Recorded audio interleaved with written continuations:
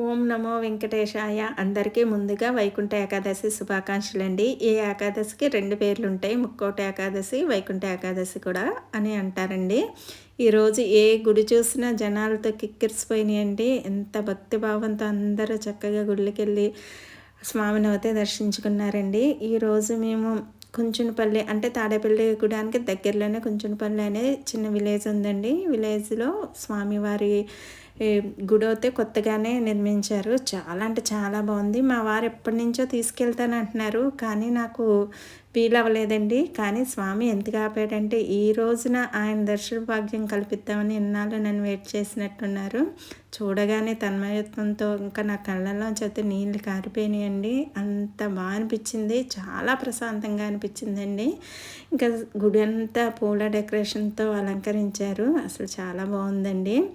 ఇంకా వీడియో ఉంది. ఇది సగమే తీస్తున్నాను. సగం మళ్ళీ రేపు అప్‌లోడ్ చేస్తానండి. చాలా పెద్ద వీడియో మాట.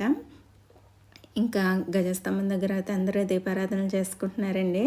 ఒక బాబు అయితే గోవిందనామాలు చదువుతున్నాడండి. స్కూల్ టైం అయిపోతున్నా సరే వాడు కదలట్లేదు. ఇంకా గోవిందా గోవిందా అంటూ ఇంకా పెద్దగా అంటా ఉంటే వెనకాల అందరూ కూడా గోవిందా గోవిందా అనేసరికి అసలు మనసు ఆ గోవిందనామం వింటేనే మనసు పులకరించిపోతుంది కదండి అసలని.